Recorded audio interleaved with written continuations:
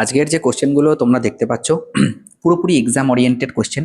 যারা regular practice করছো আমি তাদের জন্য বলেছি যে তোমরা কিভাবে প্র্যাকটিস করবে এই কয়েকদিন, তো সেই রকম কথা মেনে প্র্যাকটিস করো, দেখবে ফল ভালো হবে। ওকে, তো চলো শুরু করা যাক আজকের ক্লাস।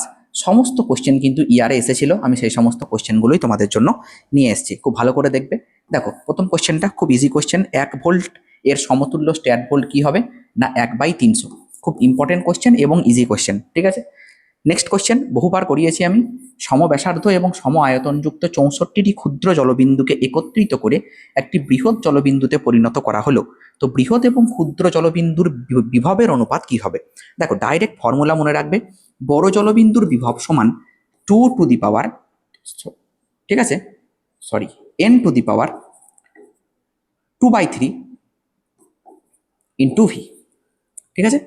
দেখো ভি সমান n two the power 2/3 into V. Small V হচ্ছে ছোট ছোট জলবিন্দুর বিভব, আর বড় ভিটা হচ্ছে বড় জলবিন্দুর বিভব। তাহলে এখানে বলেই দিয়েছে 64, তাহলে তুমি কি করবে 64 টু দি পাওয়ার 2/3 ইন্টু ছোট জলবিন্দুর বিভব আমি ধরে নিয়েছি তো ভি, ঠিক আছে। 64 মানে কতর কিউব, 4-এর কিউব 64, তার মানে কিউব কিউব কেটে যাবে, 4-এর স্কোয়ার ইন্টু ভি। তাহলে capital V by small V equal to 4-এর স্কোয়ার 16, তাহলে 16:1। একবার আমি খেয়াল করব যে কোনটা বাই কোনটা দিয়েছে, বৃহৎ বাই ক্ষুদ্র, তাহলে 16:1 হলো। যদি উল্টে দিত তাহলে এটা 1:16 হয়ে যেত, এটা কিন্তু আমাকে খেয়াল রাখতে হবে, ঠিক আছে। আচ্ছা নেক্সট কোশ্চেন দেখো, নেক্সট কোশ্চেন বলছে, তাহলে এটা আমি ইরেজ করে দিলাম। এই টাইপগুলো শিখবে, আমি বারবার করে বলছি এই টাইপের কোশ্চেন আমি বারবার প্র্যাকটিস করাচ্ছি কারণ ইম্পর্টেন্ট বলে, সেই জন্য। সুষম প্রস্থচ্ছেদ বিশিষ্ট একটি পরিবাহী তারের মধ্যে 1 অ্যাম্পিয়ার প্রবাহ মাত্রা প্রবাহিত হয়, প্রতি সেকেন্ডে ওই পরিবাহীর প্রস্থচ্ছেদের মধ্যে দিয়ে প্রবাহিত মুক্ত ইলেকট্রনের সংখ্যা কত হবে। তো 1 অ্যাম্পিয়ার কারেন্ট যাচ্ছে, তাহলে ইলেকট্রন কত যাবে, কোনো ব্যাপারই না। আমরা জানি যে আই সমান কিন্তু কিউ বাই টি। প্রতি সেকেন্ড যদি বলে দেয় তাহলে আই সমান কিউ, যখন টি সমান 1। বেশ, এখানে আমি লিখবো যে কিউ সমান এনই, তো এনই তো বলেই দিয়েছে আই, তো 1 অ্যাম্পিয়ার 1 লিখে দিলাম, ঠিক আছে। এনটা জানতে চেয়েছে।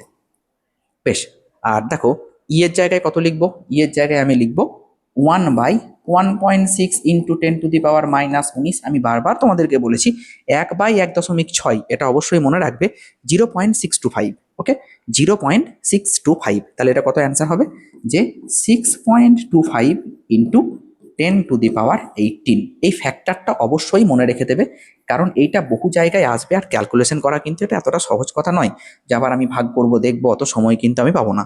বোঝা গেল। নেক্সট কোয়েশ্চেন দেখো, নেক্সট কোয়েশ্চেন বলছে এন পাকের এবং এ ক্ষেত্রফল বিশিষ্ট কোনো একটি কুণ্ডলীর মধ্যে দিয়ে আই অ্যাম্পিয়ার প্রবাহ মাত্রা পাঠানো হলো, কুণ্ডলীর চৌম্বক ভ্রামকের মান কি হবে। দেখো চৌম্বক ভ্রামকের রাশিমালা কি, চৌম্বক ভ্রামককে আমি যদি এম দিয়ে লিখি তাহলে এম সমান হবে কারেন্ট ইন্টু এরিয়া, ঠিক আছে। আর যদি এন পাক হয় তাহলে তো তার সঙ্গে একটা এন গুণ হয়ে যাবে, তো এখানে কি হবে এন আই এ তো হয়েই গেল, কারেন্ট ইন্টু এরিয়া ইন্টু পাক সংখ্যা, ব্যাস ডান। নেক্সট দেখো কি বলছে, এই তিনটে হলো। ওকে, এখানে কি বলছে, এই যে বলছে কোনো একটি ক্ষুদ্র দণ্ড চুম্বকের প্রান্ত ও প্রস্থ অবস্থানের ওপর সমদূরত্বের বিন্দুদ্বয়ের চৌম্বক প্রাবল্যের অনুপাত কি হবে। কি বলছে, একটা দণ্ড চুম্বক আছে, এটা একটা দণ্ড চুম্বক, তো এই দণ্ড চুম্বকের প্রান্তীয় অবস্থান মানে হচ্ছে এই অবস্থান এখানে, আর প্রস্থীয় অবস্থান মানে হচ্ছে এই অবস্থান এখানে। তো একটা কথা মনে রাখবে, এটা তড়িৎ দ্বিমেরু হোক বা চৌম্বক দ্বিমেরুই হোক, যাই হোক না কেন, সবসময় অ্যাক্সিয়াল পয়েন্টে তার মান বেশি হয়। আমি যদি এইখানে চৌম্বক ক্ষেত্র B1 ধরি আর এইখানে যদি চৌম্বক ক্ষেত্র B2 ধরি, তাহলে মনে রাখতে হবে আমাদেরকে যে B1/B2 that is equals two হবে 2/1। এটা অবশ্যই মনে রেখে দেবে, ঠিক আছে, 2/1, ঠিক আছে, কারণ এখানে সবসময় বেশি হয়।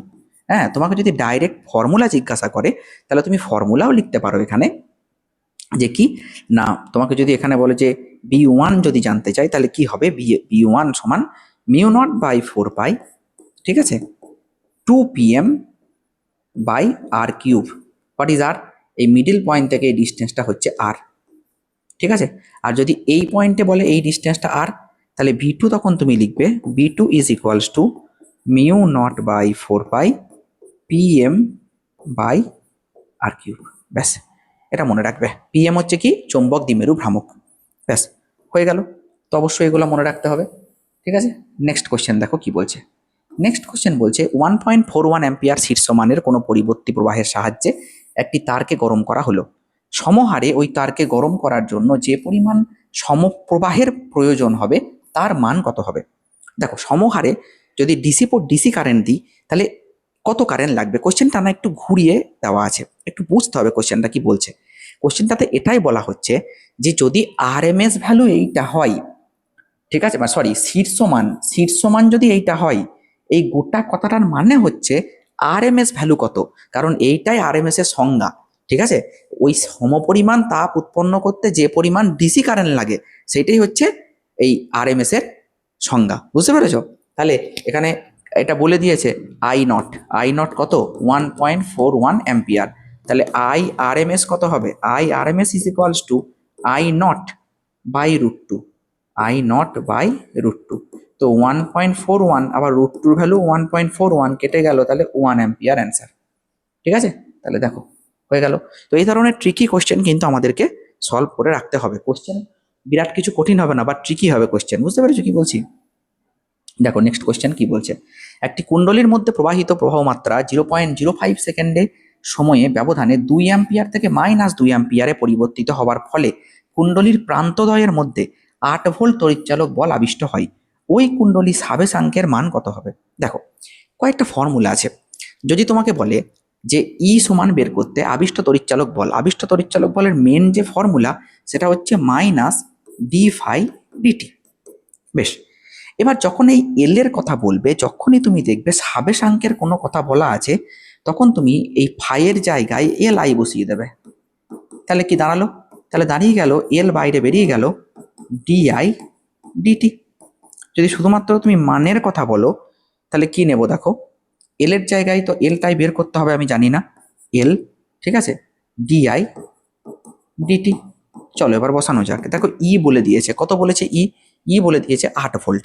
তাহলে তুমি এখানে 8 নিলে, তুমি এল জানো না। ডিআই মানে চেঞ্জ অফ কারেন্ট কত, 2 অ্যাম্পিয়ার থেকে -2। তাহলে এইটা যদি 0 হয়, ওপরে +2 নিচে -2, গ্যাপটা কত, গ্যাপটা 4। ঠিক আছে, তাহলে ডিআই এর জায়গায় আমি লিখবো 4। কত সেকেন্ড টাইমে ঘটনাটা ঘটেছে, হয়েছে 0.05 সেকেন্ডে। তাহলে এখানে আমি দিয়ে দেবো 0.05 সেকেন্ড। ব্যাস, আর কোনো ব্যাপারই না। তাহলে আমি কাটবো এটা 4 দুগুণে 8। তাহলে কত হবে, L equal to 5 2 10।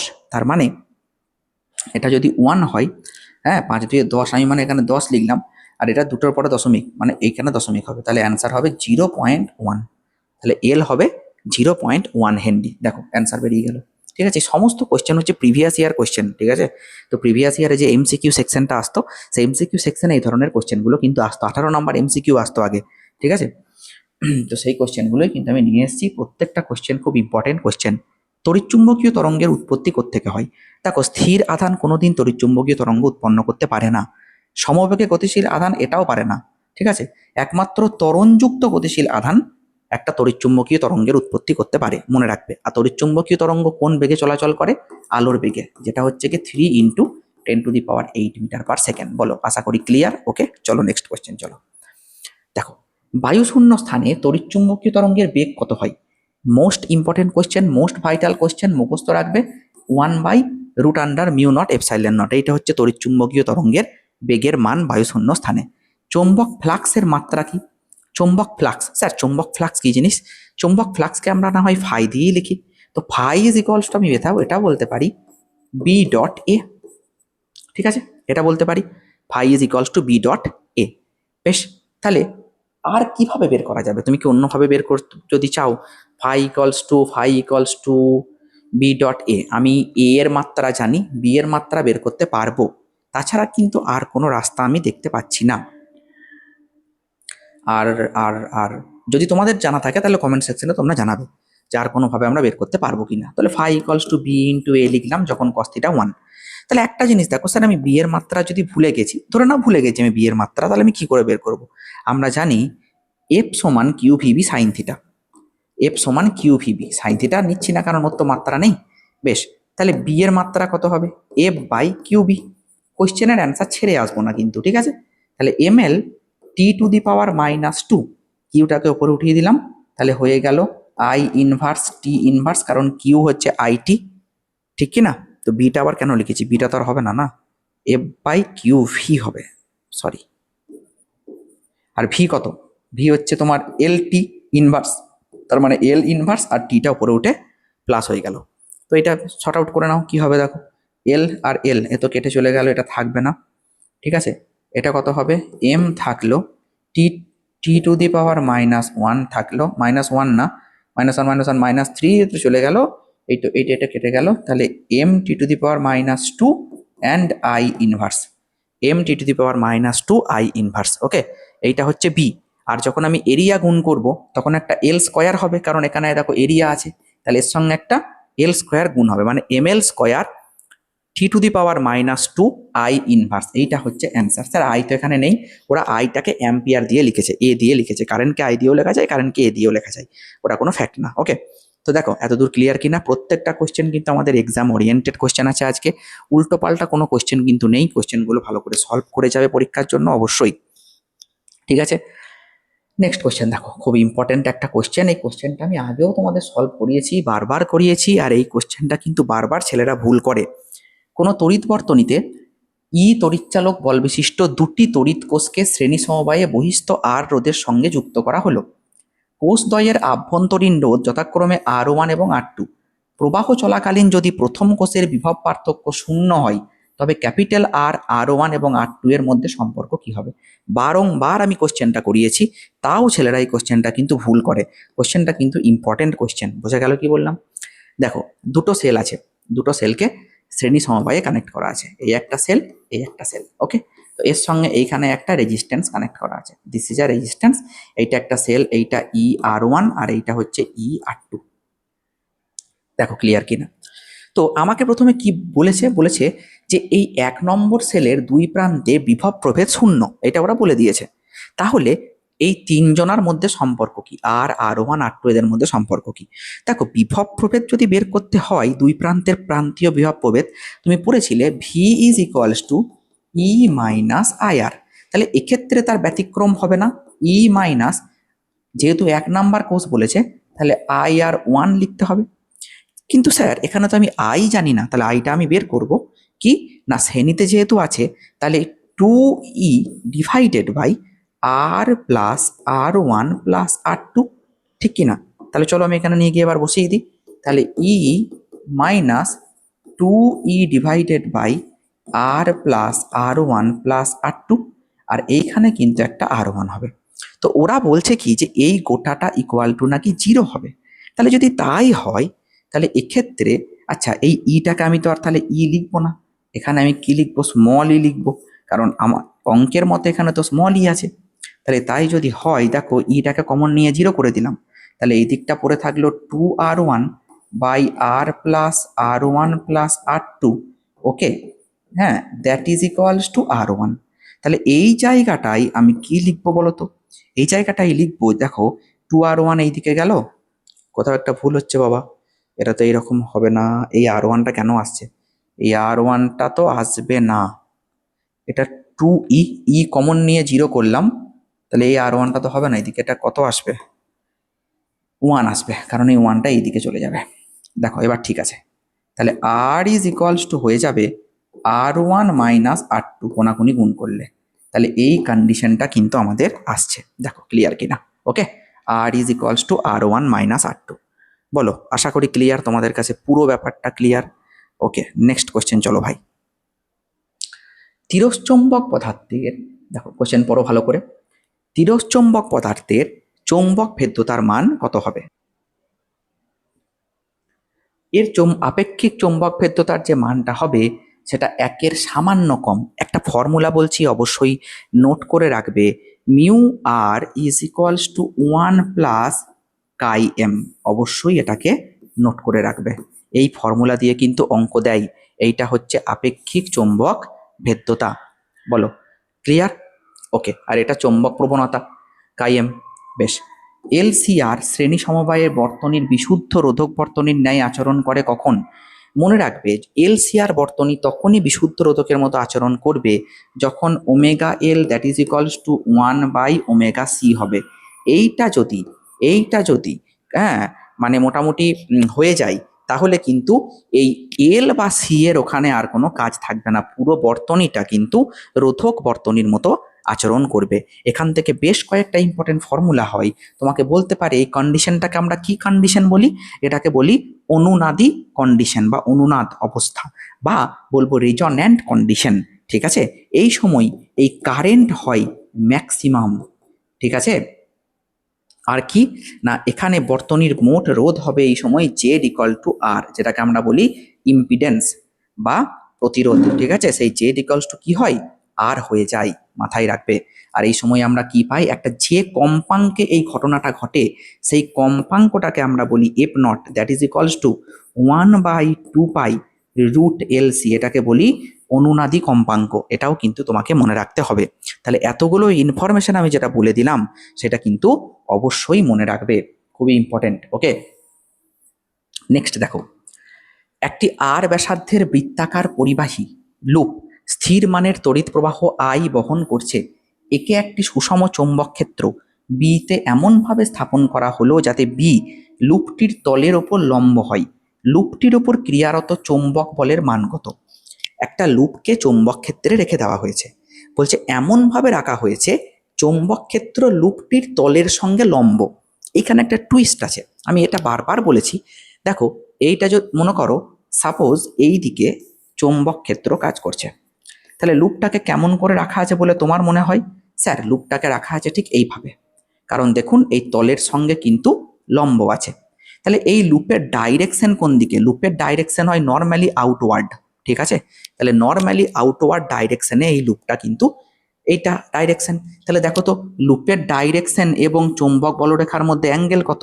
Theta is equals two 0 degree, ঠিক কিনা? তো থিটা যদি 0 ডিগ্রি হয়ে যায় তাহলে তাহলে চৌম্বক বল কত হবে? তাহলে এর ওপর চৌম্বক বল কত হবে? থিটা 0 হয়ে গেছে, তাহলে জানতে হবে তোমাকে যে চৌম্বক বলের ফর্মুলা কি। চৌম্বক বলের ফর্মুলা কি আগে জানতে হবে, কারণ চৌম্বক বল কাজ করলে তবেই তো এটা হবে। কিন্তু এখানে টুইস্টটা কি জানো? তুমি টর্কের ফর্মুলা জানো। আমি যদি বলি যে টর্ক কি, টর্ক কত হবে এখানে, তুমি বলবে যে দেখুন স্যার ওখানে হয় হ্যাঁ পিই সাইন থিটা, তাহলে পিই এখানে হবে না, এখানে হবে sir M B sine theta. Okay sir, theta তো স্যার 0, তাহলে টর্ক স্যার 0 হবে। কিন্তু কোশ্চেনটাতে চৌম্বক বল চেয়েছে, কোশ্চেনটার একটা টুইস্ট আছে ভাই, চৌম্বক বল কত হবে? দেখো, চৌম্বক বলের যে ফর্মুলা সেটা হয় বিআইএল সাইন থিটা, এটা হচ্ছে চৌম্বক বল। এফএম নোটে লিখে রাখবে, এফএম ম্যাগনেটিক ফোর্স। এবার সমস্যা হচ্ছে এই এলটা কিন্তু ক্ষুদ্র ক্ষুদ্র অংশ। এবার আমি যদি ডিএল ডিএল করে ক্ষুদ্র অংশ ধরি, দেখো এই লুপটাকে আমি এখানে ছবি আঁকছি, আমি যদি এই লুপটার ডিএল ডিএল করে অংশ ধরি, এখানে যে ডিএল অংশটা নেবে তার ডাইরেকশন এই দিকে, কিন্তু যখন তুমি এখানে ডিএল অংশটাকে নেবে তার ডাইরেকশন কিন্তু এই দিকে, কারণ লুপটা এইরকম করে তোমাকে নিতে হবে। বুঝতে পেরেছো তো? তাহলে এই দিকে যখন তুমি এই অংশটা নেবে তখন চৌম্বক বল যেদিকে হবে, এই অংশটা যখন নেবে তখন কিন্তু চৌম্বক বল উল্টো দিকে হবে। বোঝা গেল কি বললাম? তাহলে যদি এইখানে বল আর এইখানে বল উল্টো দিকে হয়, তাহলে একজন তো আর একজনকে ক্যান্সেল করে দেবে, কারণ তুমি প্রত্যেকটারই কিন্তু একটা বিপরীত প্রান্ত পাবে, প্রত্যেকটারই তুমি একটা বিপরীত প্রান্ত পাবে। তাহলে এখানে চৌম্বক বলও কি হবে? এখানে চৌম্বক বলও কিন্তু 0 হবে বা 0 হবে। দেখো, আশা করি ক্লিয়ার। নেক্সট কোশ্চেন দেখো ভাই কি বলছে। তড়িৎ ক্ষেত্র বরাবর কোনো কিছু একটা রাখা আছে, একটা তড়িৎ দ্বিমেরুকে রেখে দিয়েছে। তো তড়িৎ দ্বিমেরুর উপর ক্রিয়াশীল টর্ক, এটা চোখ বন্ধ করে অ্যান্সার করা যাবে, tau equal to P cross E, আমি একটু আগে বলেও দিয়েছি, তাই না? তাহলে কি হবে না, পিই সাইন থিটা। C1 ধারকত্বের একটি ধারককে ভি বিভবে আহিত করে C2 ধারকত্বের একটি অনাহিত ধারকের সমান্তরালে যুক্ত করা হলো। প্রতিটি ধারকের দুই প্রান্তে অন্তিম বিভব প্রভেদ কত হবে? দেখো, অন্তিম বিভব প্রভেদ বা কমন পোটেনশিয়ালের formula V equal to C1V1 plus C2V2 divided by C1 plus C2। বেশ, C1V1 যখন তুমি নেবে, আর তুমি V1 এর জায়গায় ভি লিখবে আর C2 গণিত 0 লিখবে, আর C1 প্লাস C2 তুমি নিচে লিখে দেবে। তাহলে C1V by C1 plus C2। বলো, আশা করি clear. C1V by C1 plus C2। দেখো, এই হচ্ছে ব্যাপার। ওকে, ঠিক আছে। নেক্সট কোশ্চেন দেখো কি বলছে। তড়িৎচুম্বকীয় তরঙ্গ কোনটা বহন করে না? দেখো, তড়িৎচুম্বকীয় তরঙ্গ শক্তি বহন করে অবশ্যই, ভরবেগ বহন করে অবশ্যই, অবশ্যই তথ্য বহন করে, আধান বহন করে না। তড়িৎচুম্বকীয় তরঙ্গ কিন্তু কোনো রকম আধান বহন করে না, মনে রাখতে হবে। ঠিক আছে, মাথায় রাখবে, খুব ইম্পর্টেন্ট। এল এবং আর দ্বারা যথাক্রমে আবেশক ও রোধককে প্রকাশ করা হলে এল বাই আর এর মাত্রা কি হবে? মনে রাখবে, যারা জানো না তারাও এটা মুখস্থ করে নেবে। এইটা অত ডিরাইভ করার কোনো দরকার নেই। আর দিলে এইটাই দেবে, এল বাই আর এর মাত্রা হচ্ছে টাইমের মাত্রার সঙ্গে সেম। তাহলে এখানে টাইমের মাত্রা খুঁজে নাও। ঠিক আছে, এইটা হচ্ছে কোয়েশ্চেন।